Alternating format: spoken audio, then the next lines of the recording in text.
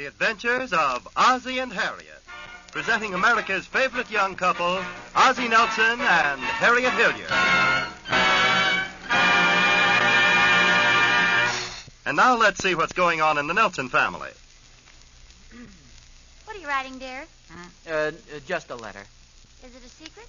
No, it's no secret. It's just a letter. Oh, that's different. Anyone I know? No, dear. Would you mind not speaking to me for just a couple of minutes? I'm trying to concentrate here. Oh, I'm sorry. Are you looking for something, dear? Yes. Have you seen the dictionary? What word do you want to know how to spell? Well, I know how to spell it. I just want to make sure I'm right. Where is that dictionary? Well, what's the word? I don't know whether you've even heard of it. It's demagogue. Oh, demagogue? Yes. D-E-M-A-G-O-G-U-E. Harriet, let's not guess, shall we? Oh, here. Let's see. A, B, C, D. Oh, yeah. Delve. Demagnetize. A demagogue. D-E-M-A-G-O-G-U-E. What'd that tell you? Harriet, please. I knew how to spell the word. I had it written down, as a matter of fact. Just wanted to double check. What are you looking for now? Have you seen my eraser?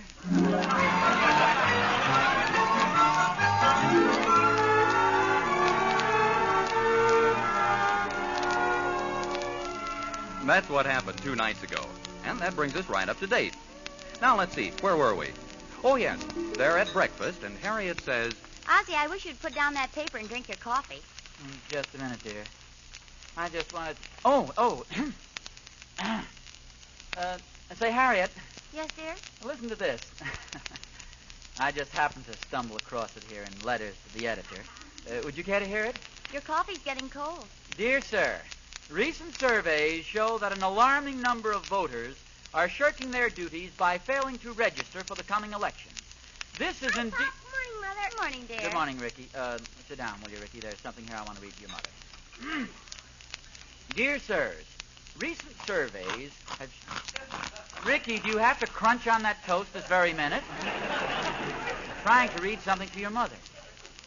Dear sirs, recent surveys show that an alarming number of voters are shirking their duties by failing to register for the... Good morning, dear. David, I beat you down to breakfast this morning. No wonder you didn't comb your hair. Good morning, David. Sit down, would you please? Where was that? Oh, yes. This is a tragic commentary on the... David, please. Your mother is very anxious to hear a certain article I'm trying to read to her. This is a tragic commentary on the decline of civic responsibility. David didn't wash his face, Snickers. These citizens who fail to register are guilty of negligence and indifference to public duty. You know, boys, I think we could get along better if there wasn't quite so much tattling on Harriet, each other. do you or do you not want to hear this? Well, of course I do, dear. Go ahead. I'm listening. It's impossible for you to talk to the boys and hear what I'm reading at the same time. Those citizens who fail to register are guilty of moral negligence and indifference to public duty. Our most precious right must be exercised. We must protect our traditional principles. The principal at my school is Miss Colbert. That's fine, Ricky. She's very nice, too. I'll be through in just a moment. Otherwise, we abandon true democracy for the rule of selfish demagogues. Demagogue? Yes, demagogues. Responsible citizens register and vote in the coming election. What do you think of it? Well, I think it's positively brilliant. Guess who wrote it? Let me see. George Bernard Shaw? No. Secretary of State Burns? No. Ozzie Nelson? Absolutely correct. There it is, see? Ozzie Nelson. See, there it is, boys. Your father's name? Paper? Can we eat our toast now?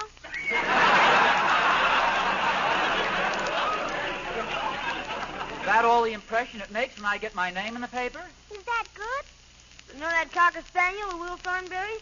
He had his picture in the paper last month. Yes, but did he write it all? Ozzie, dear, we're very proud of you. It's an excellent letter. Well, thank you, dear. You know something, Harriet? Writing to your newspaper can be a valuable public service, especially when a man has the ability to express himself with clarity and force. That's true, dear. Some more toast? Oh, yes, thank you. Goodness knows there are plenty of issues that are confusing the public right now. I think I'll get some scissors and cut that article out before I forget. Oh, what for, Harriet? Well, I want to save it to show to people. Harriet, it's not worth talking about even. What is it? I just happened to write an ordinary letter reminding the people to get out and register and vote. That's all. What was that? Did you hear something hit against the front door there? Oh, yes, I think it was just the morning paper. But we already got our paper. Well, I kind of figured that my letter might be in the paper today, so I asked the boy to ride back and get a few extra for it. But I only heard one hit against... Oh. I thought you might want to send a copy to your mother and my mother and... Maybe I better get the papers. Ozzie, stay away from that cord. You'll be killed.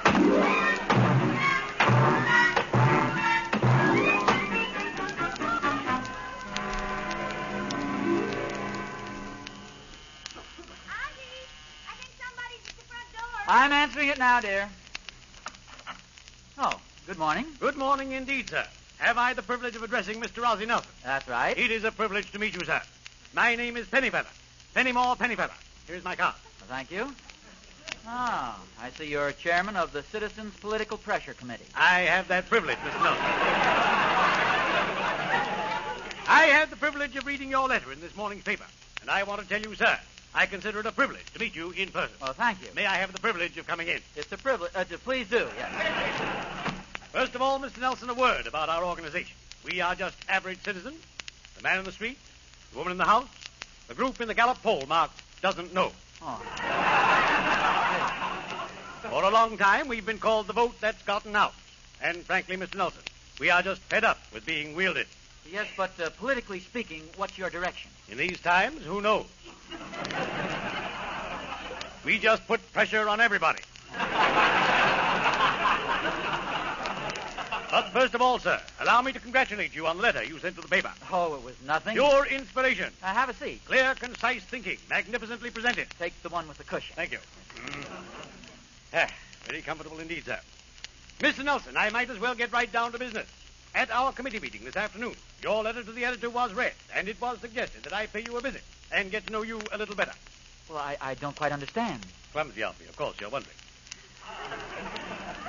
Mr. Nelson, the Citizens Committee is most particular about the character of any candidate whom it sponsors. Candidate? Your letter to the newspaper indicated that you are a man with a deep sense of civic responsibility. You, Mr. Nelson, are the kind of man the committee likes to present to the taxpayers. But Mr. Pennyweight... Pennyfeather. Mr. Pennyfeather. Do you mean what I think you do? We are considering you, sir, for the office of Public Protective Executive Custodian under our banner. Public Executive Protective Custodian? Public Protective Executive Custodian. Well, this is a great honor.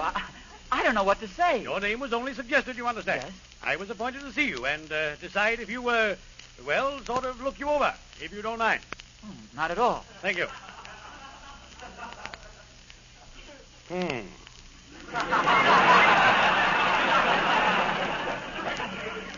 I didn't have time to shave this morning, but I That's usually... perfectly all right. Yes. Mr. Nelson. Yes? I know, of course, that from your letter you are aware of the tremendous responsibilities that any man in public office has. Of course. Therefore, you will not mind if I ask you a few questions. Not at all, sir. Do you hold public office now? No? No. Have you ever been convicted of a felony? No? You seem to be just the type we're looking for. Golly, I don't know. Do you mind if I call my wife? Not at all. I'd like to meet her. Hey, Harriet! Harriet! People are always curious about the relationship between a candidate and his wife. Hey, Harriet, dear. Yes, Ozzie? Harriet, this is Mr. Featherweight. It's Pennyfeather. Feather. How do you do? How do you do? Mrs. Nelson, we have asked your husband to be a candidate for public office. Really? Yes, for Public Executive Protective Custodian. Public Protective Executive. Executive. Well, that sounds wonderful. Well, now, just a moment, Harriet. You must realize what an important step this is. Our quiet, peaceful home life here will all be changed. We'll live in the public eye, subject always to criticism. Few thanks, long hours. I always thought a politician's hours were short. Not just before election. Think it over, Harriet. It's a big step. You know the old saying, politics make strange bed feathers, hey, Mr. Pennyfellow?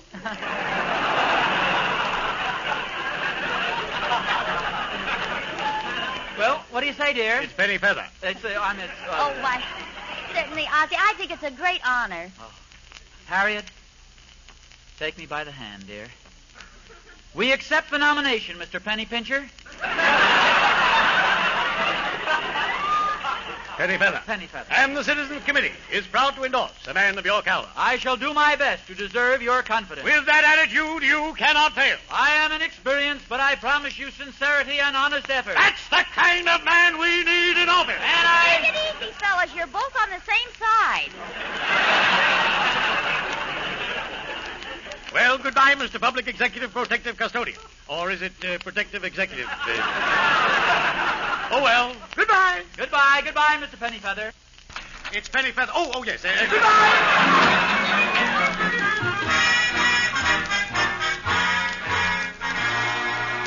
And if elected, I promise I shall do my utmost to discharge efficiently and honestly the duties of the office to which you have entrusted me.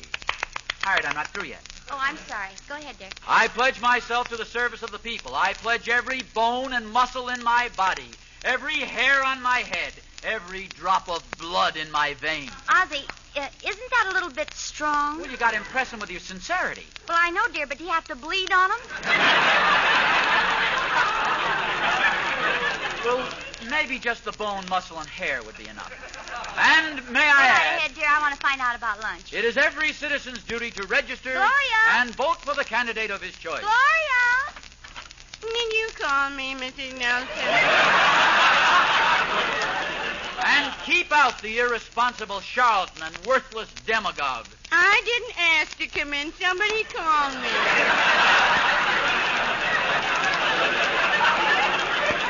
No, Gloria. Mr. Nelson's just making a speech. I called you to ask you about lunch. Gloria, you may well- be interested to know that I'm running for the office of Public Executive Protective Custodian. Oh, that's wonderful, Mr. Nelson. Will vegetable stew be all right for lunch? Yes, it sounds wonderful. By the way, somebody just delivered this big book for you, Mr. Nelson. Oh, yes, thank you. That's the book Mr. Pennyfeather promised to send me about the city ordinances and organizations. By the way, Gloria, I want you to see what you think of the end of my speech. And I also promise that if elected, I will leave no stone unturned. I will use all my energy, my time, all my waking hours, if necessary, to make this office a model of efficiency and good government. Oh, that's cute. Oh, thank you. I'm sure you'll be elected. Well, thanks a lot, Gloria, but it isn't such a cinch. Oh, I'm positive you'll win. You can't be sure. Some people think my opponent will win. Oh, you've got an opponent. That's a little different, but I'll vote for you, Mr. Nelson. Well, thanks very much, Gloria, but I don't want you to vote for me unless you think I'm the best man for the job. See, you have to realize it's the duty of a citizen not only to register and vote, but also to keep informed, to know all about the candidates and the duties of their office, and then decide which candidate is capable. Now, I guess you're right. I should know more about it. Mr. Nelson, is your opponent capable? Well, I don't know. Who is your opponent? Well, he's, say, come to think of it, I didn't ask. Well, what are the duties of your office? Well, I'm not sure. See, I wish I was a candidate instead of a voter. Then I wouldn't have to know anything either. Well, I'll think it over while I get lunch ready. Say, by the way, Ozzie, what are you running for? I mean, what are the duties of this executive protective whatever Frankly, it is? I was just wondering the same thing myself. It's probably right in this book, Gloria, again. Let me see. Public offices. From the sound of it, I'd say it had something to do with the treasurer's office, wouldn't you? Well, it's not in that section. Oh, it wouldn't be a minor office like that anyway. And look it up here closer to the mayor. Here it is. Public Protective Executive Custodian. His duties shall consist of... Is lunch ready yet, dear? Well, what office is it, Ozzie? Office? Yes, that's what you just looked up, isn't it? What are the duties of the office you're running for?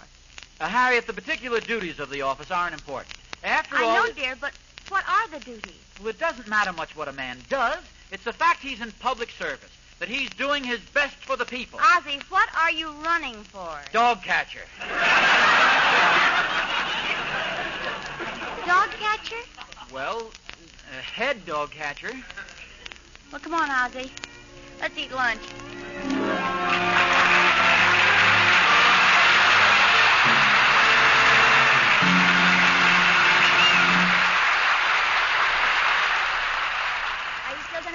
cigars, dear? Well, of course. Why not? Well, wouldn't dog biscuits be more appropriate? Harriet, that's a very cheap joke. Oh, I don't know. I kind of like it. The office of head dog catcher is a very honorable and historic office. It was established in 1874 by an act of the city council and has always been filled by honest and upright citizens. That's interesting. Besides, I can't get out of it. Well, I don't see why you should want to, dear. After all, it is a public office, and it may be only the beginning for you. If you do a good job, maybe you can run for something else next year. Hey, that's right. That's the way to look at this job, as a stepping stone. Who knows where it could lead? Perhaps even to Washington someday. Sure. From doghouse to White House.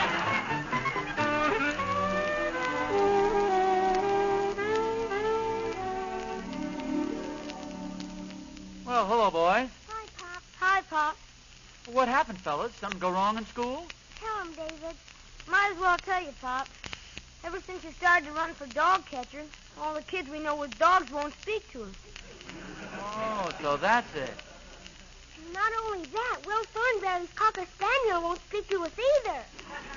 I'm sorry, Pop, but, well, none of the kids seem to like dog catchers. Now, just a moment, boys. I think you've got this a little confused. You see, I won't be the man who goes out with the net and catches the dogs. You won't? No, I'll just be the man who sends the man out with the net to catch the dogs. Oh. That's not much better, is it? Pop, please don't be a dog catcher. Gosh, fellas, I never realized you felt this way about it. We wanted to get a dog of our own. Well, you can have a dog. I'll buy you a swell dog. You think just because I'm dog catcher I'd object to having a dog in the house? No, but how's the dog gonna feel? No. Fellas, you've got to listen to me. You've got to see my side of it. I like dogs just as much as you do. Now, I promise you I'll be very careful.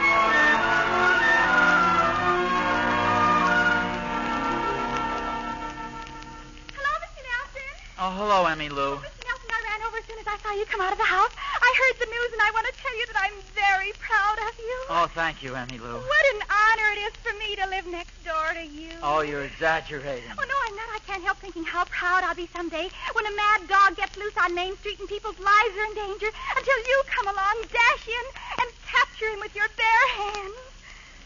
I think they provide gloves. I can see you now, standing there facing the mad beast. Slowly you hold out the can of Red Heart. He crouches. Your muscles flex. You're ready to throw the net over him. He grows tense. Suddenly he springs at you. You throw the net. It misses. The crowd scatters. But do you run? Well, of course they... No, Mr. Nelson, you don't. The mad dog's got you by the sleeve. Now his teeth are tearing the flesh off your arm. Your assistants run up and throw ropes and nets around him. He's captured, and you're a hero. Won't that be wonderful for the neighborhood? You know, Emmy, you and the boys are giving me an entirely new picture of this situation. In fact, the whole thing gets less appealing by the minute. Well, do you mean you'd rather not have the job, Mr. Nelson? Well, for one thing, David and Ricky and even Harriet will probably disinherit me if I'm elected. You see, it seems nobody has much sympathy for dog catchers. We're an oppressed minority. Well, if that's the way you feel about it, maybe you'll be lucky and lose the election. No, not with my luck. They've already arranged for me to go out and make speeches and get votes. Well, maybe the people won't like your speeches and won't vote for you. Yay. Hey, that's an idea, Emmy Lou. Maybe I can campaign to lose votes. Oh, sure you could. If I could succeed in making bad enough speeches, I may lose the election. Oh, I've got faith in you, Mr. Nelson. You'll be able to do it. It'll be easy for you. Maybe you're right, Emmy Lou. Wait, I'll see you later. I'm going to go prepare a few bad speeches. Oh, Mr. Nelson, you're wonderful. The sacrifice you're making for your family, Oh, giving up what may be a brilliant political career. Just think you might be elected dog catcher, then alderman, then mayor, governor. And then who can tell, you might run for president and have your picture taken with Frank Sinatra. And so a strange phenomenon takes place. The Rogers Road political machine grinds to a stop and slowly goes into reverse. Gradually gathers speed and more speed. Every cog turning smoothly every nut performing his function, turning out speeches. What would I do about loose dogs if I were elected? I'd do the same thing the present incumbent would do about loose dogs if I were the present incumbent and he were elected. That's what I'd do about loose dogs if I were elected. Turning out radio programs. Wake up, America. Time to stump the precinct. Tonight, our guest expert is candidate for dog catcher, Ozzie Nelson. Mr. Nelson, I would like to ask you questions. Who will you vote for as dog catcher? For my opponent, J. O'Mahony. He is experienced. He is independent. O'Mahony wears no dog's collar. More speeches. And so, members of the Ladies' Aid, remember, a vote for me is a vote for inefficiency and corruption. And in closing, Legionnaires, let me remind you again, elect me dog catcher, and in 6 months the dogs will be running this town.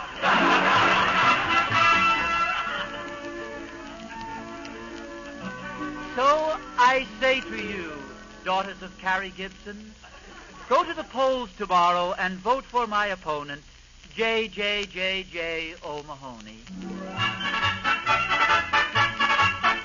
Corny political jokes. It has been stated by some irresponsible scandal mongers that my opponent, J. O'Mahony, was once seen pushing a dog off his lap.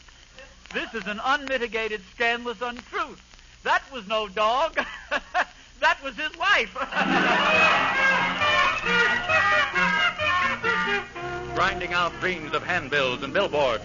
Ozzie Nelson, an able candidate, supports the platform of J. O'Mahony. Honesty, integrity, courage, airmail now 5 cents. Settling campaign strategy. Why should I shake your hand? I don't want your vote. Cigars? No, thanks. I never use them. I'm calling upon you for one thing. Get out and vote. But remember, if I'm elected, this town will go to the dogs. Right up to election day and election night, when Harriet says to Ozzie, It's 7 o'clock, dear. Why don't you see if some of the returns are coming in? And when the smoke of battle drifts away, the town will find in its midst one of the brightest political stars in the history of this city, the cleverest vote-getter of all time. In a very unorthodox, completely nutty campaign, this candidate on the ticket of the Citizens Committee... Citizens Committee? ...swept all opposition before him by the novel method of pretending that he didn't want the job. I guess that it proves that nothing captures the heart of the American public like a good sense of humor. Oh. So let's all congratulate our new dog catcher. Congratulations wherever you are, Mr. Ozzie Nelson, and may you... If that isn't the most amazing thing. Oh, it's terrible. In a way, it's hilariously funny, I suppose, after you tried so hard to get defeated. What am I going to tell my children? That must be the committee to put the crown on your head. Oh, well, Mr. Pennyfeather, come in. Mr. Nelson, I hope you're thoroughly ashamed of yourself. What do you mean? To think that you, of all people, would do a thing like that. But And after that wonderful letter you wrote to the paper. Do you remember what you said in that letter? Well, of course. What's that got to do with the election? What's that got to do with the election? Haven't you heard? That I won, certainly. You won, yes. But you've also been disqualified. Disqualified? I can't take office? No, and all on a technicality, too. Mr. Nelson, you forgot to register. That's impossible. If you forgot to register, how did you vote? Holy smokes, I forgot that, too. Oh.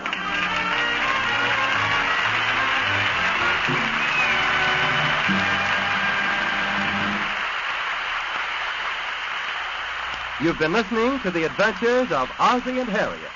This is the Armed Forces Radio Service, the voice of information and education.